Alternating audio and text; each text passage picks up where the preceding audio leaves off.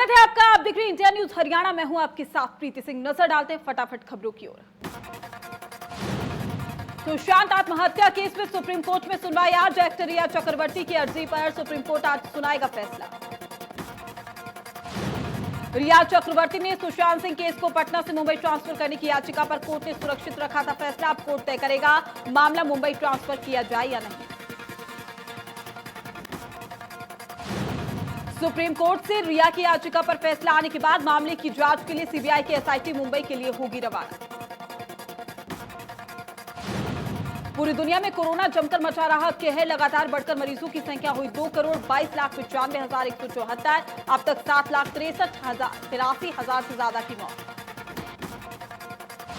America में एक दिन में सामने आए 83,925 नए केस। कुल मरीजों की संख्या हुई 56,55,900 के पार। अब तक 1,75,000 से ज्यादा की मौत।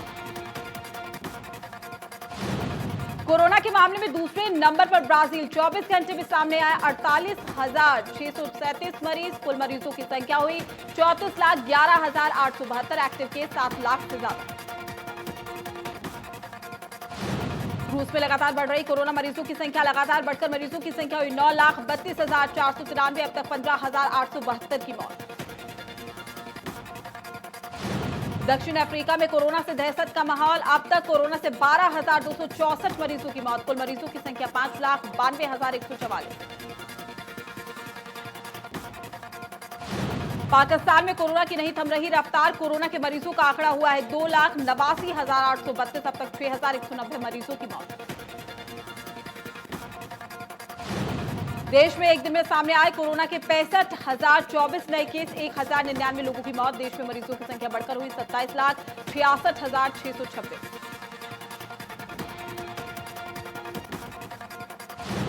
देश में जारी कोरोना संकट के बीच में संसदीय समिति की बैठक का आयोजन। कोरोना की स्थिति पर बैठक में होगी चर्चा। एम्स निदेशक भी बैठक में रहेंगे मौजूद।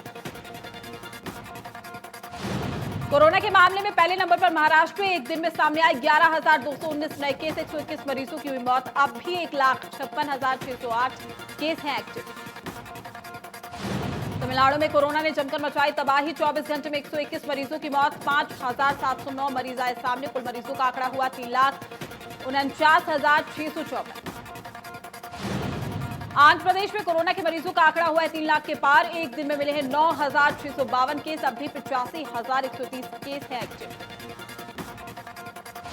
उत्तर प्रदेश में भी नहीं थम रही कोरोना की स्पीड। लगातार बढ़कर मरीजों की संख्या हुई 1,62,434। अब तक 2,585 मरीजों की मौत। दिल्ली में फिर बढ़ने लगे कोरोना के मरीज। एक दिन में सामने आए हैं 1,374 नए केस। दिल्ली में कुल मरीजों की संख्या हुई है 1,54,741। प्रदेश में 48,936 कोरोना पॉजिटिव केस हैं। अब तक 41,298 लोग ठीक हुए हैं। कोरोना से अब तक 557 लोगों की मौत। 24 घंटे में 896 केस हुए। हरियाणा पुलिस के डीजीपी कार्यालय में मिले हैं 12 कोरोना पॉजिटिव मामले। 2 दिन के लिए डीजीपी ऑफिस पर।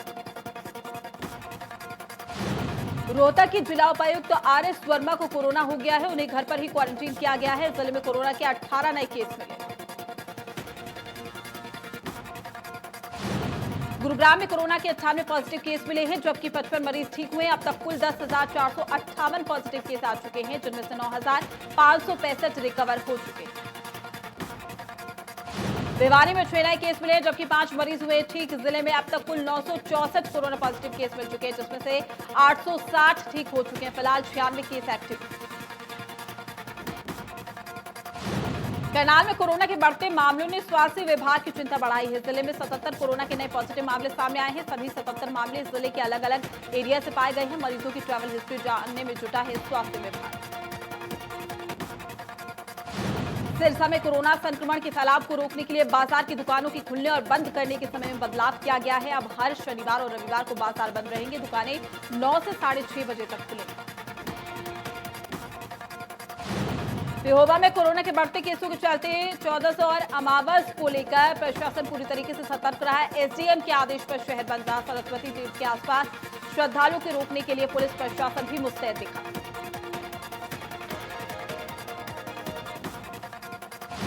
दिल्ली में मंथन के बाद हरियाणा बीजेपी ने की है नए जिलाध्यक्षों की नियुक्ति। अंबाला में राजेश बतौरा, करनाल में योगेंद्र राणा और सिरसा में आदित्य देवीलाल को बनाया गया है बीजेपी जिलाध्यक्ष। वहीं यमुनानगर में राजेश खापड़ा, कुरुक्षेत्र से राजकुमार सैनी, कैथल में अशोक ढांड और साथ ही जींद में राजू मोद की जिला अध्यक्ष के तौर पर नियुक्ति हुई है। सभी को कुछ दिन बाद संगठन में पदों की जिम्मेदारी दी जाएगी। एसवाईएल को लेकर पंजाब और हरियाणा के मुख्यमंत्रियों के बीच में बैठक हुई। श्रम शक्ति भवन में बैठक हुई। सुप्रीम कोर्ट ने दोनों राज्यों को बैठकर मसला सुलझाने को कहा था, जिसके चलते दोनों राज्यों के मुख्यमंत्रियों ने बातचीत की। बैठक के बाद मुख्यमंत्री मनोहर लाल ने कहा है कि आज खुले मन से बातचीत हुई है। एसवाईएल नहर बननी चाहिए। सुप्रीम कोर्ट ने भी यही कहा है। क्या गतिविधि होगी, क्या कार्यक्रम होगा, ये सुप्रीम कोर्ट में बताएंगे।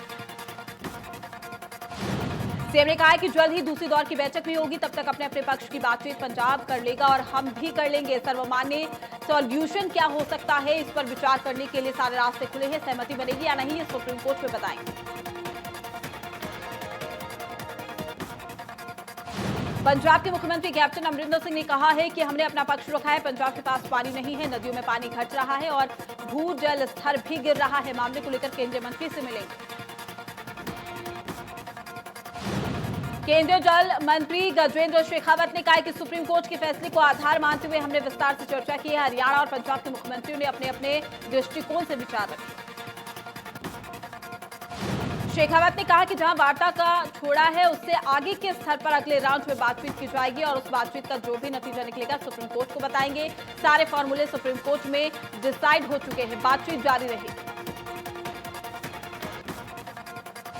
कृषि मंत्री ने एसवाईएल नहर को लेकर कहा कि एसवाईएल नहर पर हमारा हक है। मुद्दा ये नहीं कि नहर को कौन सी एजेंसी बनाएगी। एसवाईएल का मुद्दा पार्टी का नहीं बल्कि हरियाणा का। एसवाईएल को लेकर विधायक सोमवीर सांगवान ने कहा है कि अब तक पिछली सभी सरकारों ने एसवाईएल मुद्दे को वोट बैंक के तौर पर इस्तेमाल किया है। बीजेपी सरकार पानी लाने को गंभीर है। एसवाईएल का पानी मिलने से दक्षिण हरियाणा को फायदा होगा। कांग्रेस अध्यक्ष कुमारी शैलजा ने कहा है कि हरियाणा लंबे समय से न्याय का इंतजार कर रहा है। मुख्यमंत्री मनोहर लाल ने ये अपेक्षा की है कि वो हरियाणा के लोगों के हक की बात को पूरी ताकत से रखेंगे। हरियाणा वासियों को उनके हक का हिस्सा जरूर मिलना चाहिए। हरियाणा के राज्यपाल सत्यदेव नारायण आर्य ने कुलपतियों और शिक्षाविदों से अपील की है कि वो नई राष्ट्रीय शिक्षा नीति को प्रभावी और तेजी से लागू करने में पहल करें, जिससे शिक्षा व्यवस्था में बेहतर बदलाव के साथ युवा पीढ़ी आत्मनिर्भर होगी। राज्यपाल सत्यदेव नारायण आर्य ने हरियाणा उच्च शिक्षा परिषद के आयोजित डिजिटल कॉन्क्लेव में कुलपति और शिक्षाविदों को संबोधित किया है। कहा कि राष्ट्रीय शिक्षा नीति में शिक्षा का मूल उद्देश्य तकनीकी ज्ञान और विशेषता के साथ ही अच्छे इंसान तैयार करना है।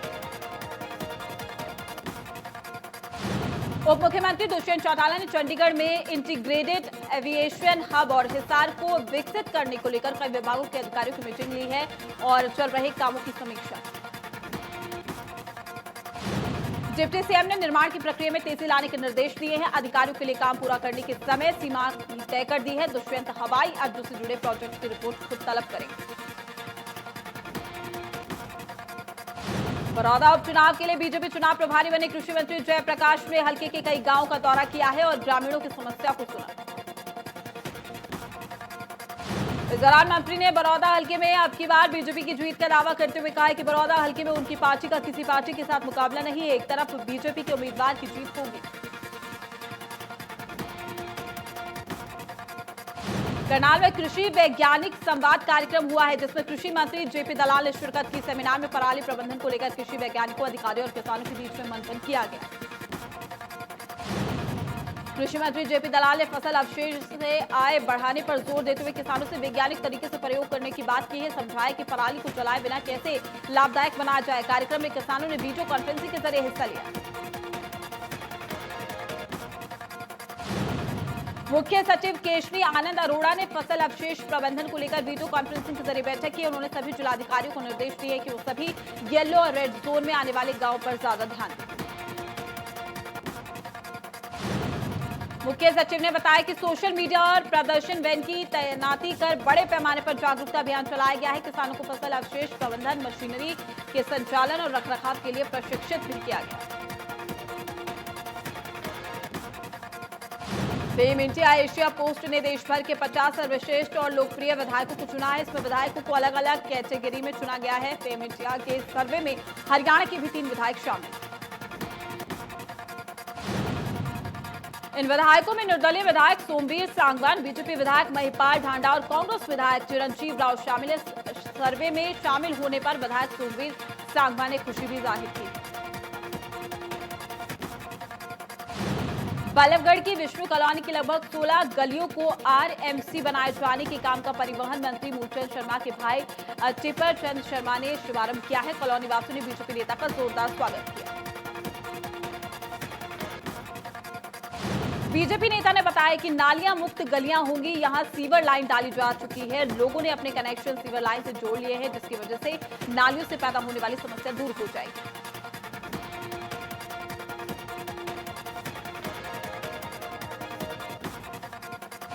गुरुग्राम में नए सॉफ्टवेयर से पहले एक भी रजिस्ट्री नहीं हो पाई है। तहसीलों में रजिस्ट्री घोटाले पर रोक लगने के लिए सरकार के नए सॉफ्टवेयर से रजिस्ट्री शुरू करने की तैयारी की गई थी, लेकिन अभी तक सॉफ्टवेयर तैयार नहीं हो पाया।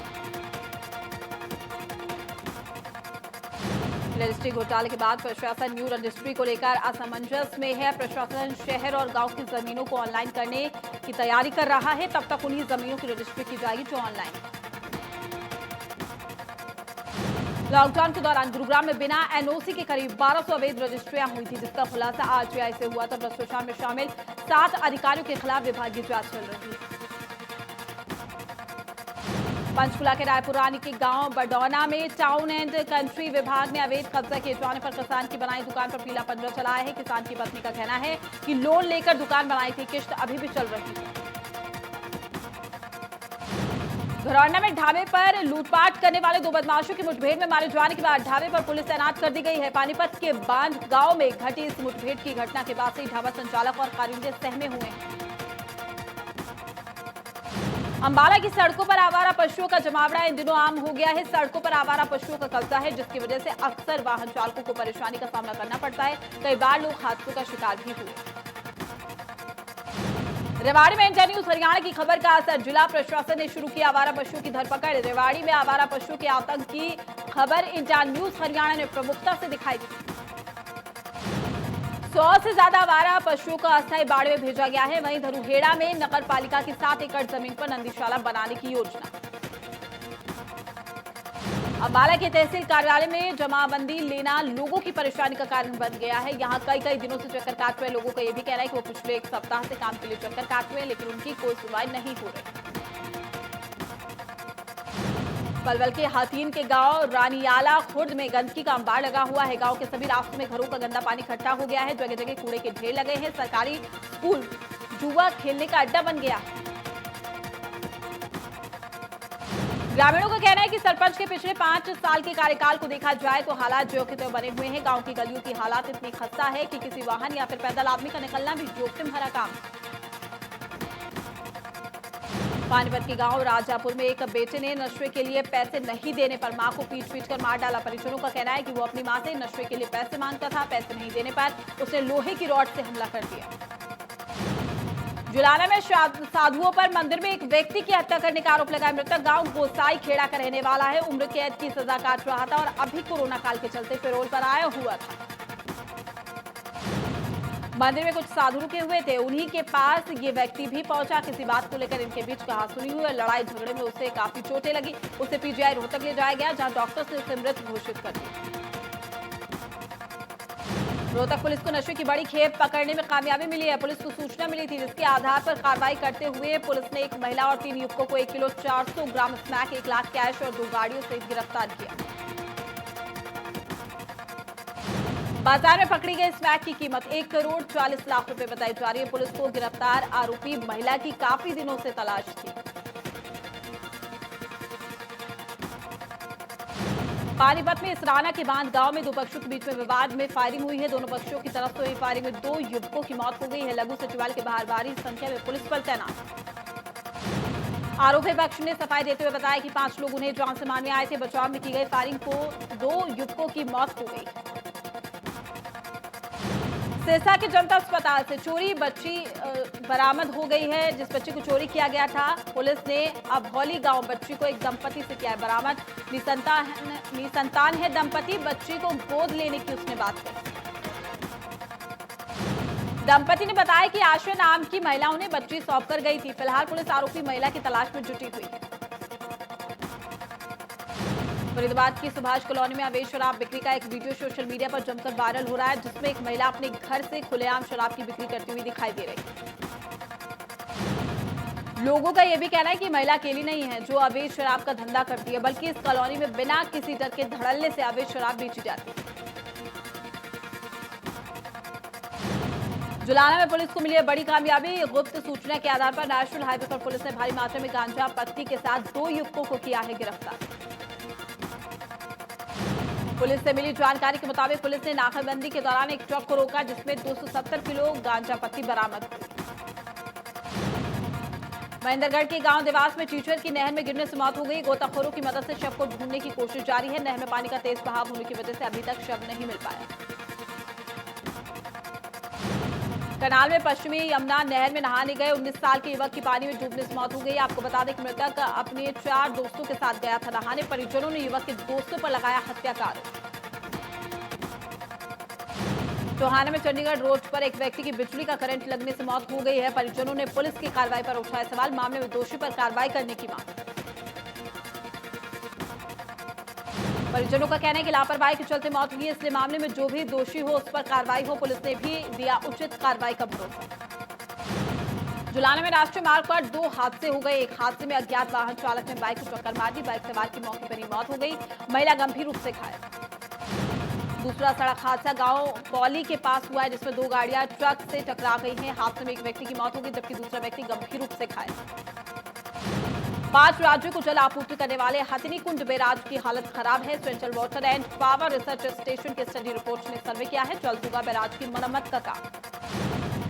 सोम नदी के उफान पर आने से यमुनानगर के 2 दर्जन से ज्यादा गांव बुरी तरीके से प्रभावित हुए हैं। कई जगह पानी किनारे तोड़कर गांव में जा घुसा है। सैकड़ों एकड़ फसल तबाह हो गई है। भूमि कटाव के चलते लोगों की करोड़ों की जमीन नदी में आ गई। जिला उपायुक्त ने विभागों के अधिकारियों के साथ प्रभावित गांव का दौरा कर हालात का जायजा लिया है। तुरंत राहत कार्य शुरू करने के निर्देश भी दिए। कई इलाकों में बिजली व्यवस्था पर असर पड़ा है। लोगों का आना जाना हुआ मुश्किल। कुरुक्षेत्र के शाहबाद के 8 दर्जन गांव में मारकंडा नदी के पास तबाही मचाई गई है, जिससे लोग बेहद परेशान है। गांव कांचवा में नदी के पानी से सैकड़ों एकड़ धान की फसल जलमग्न हो गई, जिससे किसानों की चिंता बढ़ी। लोगों का यह भी कहना है कि बरसाती पानी से फसल बर्बाद होने के साथ साथ आने जाने पर भी असर पड़ रहा है। ज्यादा पानी होने के चलते उन्हें परेशानी हो रही है। रोहित शर्मा समेत 4 खिलाड़ियों को खेल रत्न के लिए चुना गया है। जिन खिलाड़ियों को राजीव गांधी खेल रत्न के लिए चुना गया है, उनमें हरियाणा की महिला कुश्ती खिलाड़ी विनेश फोगाट का नाम भी शामिल। चरखी दादी में विनेश फोगाट को खेल रत्न के लिए नामित किए जाने पर गांव में खुशी का माहौल है। विनेश के कोच महावीर फोगाट ने कहा कि बेटी 2 गुने उत्साह के साथ अब ओलंपिक के रण में उतरेगी और मेडल भी लेकर आएगी।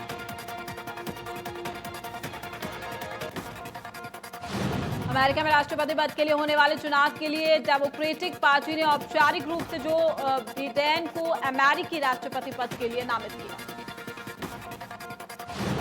जो बिडेन वर्तमान राष्ट्रपति डोनाल्ड ट्रंप को चुनाव में देंगे चुनौती। अमेरिका के कई इलाकों में जो बिडेन को मिल रहा है अच्छा समर्थन। भारत चीन के बीच चल रहे सीमा विवाद के बीच पाकिस्तान के दौरे पर जाएंगे चीन के राष्ट्रपति शी जिनपिंग। दौरे के लिए तारीख का ऐलान बाद में। अफ्रीकी देश माली के राष्ट्रपति इब्राहिम ने राष्ट्रपति पद से दिया है इस्तीफा। इब्राहिम बाउबकर की विद्रोहियों ने उनको बंधक बनाया था। यूनाइटेड नेशन ने की थी रिहाई की मांग। हंसल मेहता के डायरेक्शन में बन रही वेब सीरीज स्मैक 1992 का टीजर रिलीज हो गया है। वेब सीरीज में श्रेया धनवंतरी पत्रकार सुचेता दलाल का किरदार निभा रही है। एक्टर बॉबी देओल की अपकमिंग वेब सीरीज आश्रम का ट्रेलर रिलीज हो चुका है। वेब सीरीज में बॉबी देओल काशीपुर वाले बाबा निराला का रोल निभाते हुए नजर आएंगे। प्रभास की अपकमिंग फिल्म आदि पुरुष का फर्स्ट लुक आउट हो चुका है। प्रभास ने फिल्म का पोस्टर इंस्टाग्राम पर शेयर किया है। फिल्म 2022 में हिंदी, तेलुगु, तमिल, मलयालम और कन्नड़ भाषा में रिलीज हुई। बॉलीवुड एक्ट्रेस प्रियंका चोपड़ा बहुत जल्द अपनी बायोग्राफी लॉन्च करेंगी। प्रियंका ने ट्वीट करके इस बात की जानकारी दी है। प्रियंका चोपड़ा ने किताब की कवर पेज की तस्वीर शेयर की है, जो कि काफी यूनिक लग रही है। आदित्य चोपड़ा की अपकमिंग फिल्म आहान पांडे अपना बॉलीवुड डेब्यू करेंगे। आहान की डेब्यू फिल्म यश राज के प्रोजेक्ट 50 का एक हिस्सा होगी। हालांकि अभी तक ये फाइनल नहीं हुआ है कि इस फिल्म को कौन डायरेक्ट करेगा और हीरोइन कौन होगी। धनाश्री का एक वीडियो इंटरनेट पर खूब तहलका मचा रहा है। धनाश्री दारू बदनाम सॉन्ग पर धमाकेदार डांस करती हुई नजर आ रही है।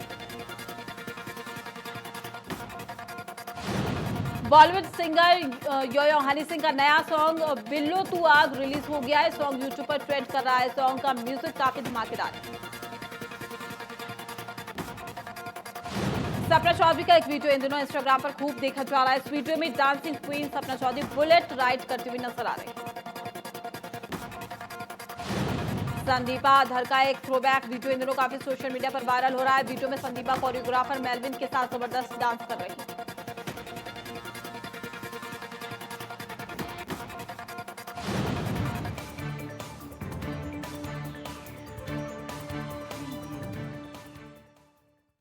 अंडरवेट रहोगे तो रोगों से कैसे लड़ोगे? क्योंकि दमदार इम्यूनिटी के लिए जरूरी है सही वजन भी, जो देता है एंड्योरामास। रखो पर्सनालिटी और इम्यूनिटी दोनों solid. Enduramass, gain weight, stay fit, look great. बात सिर्फ मेरी नहीं, देश की थी।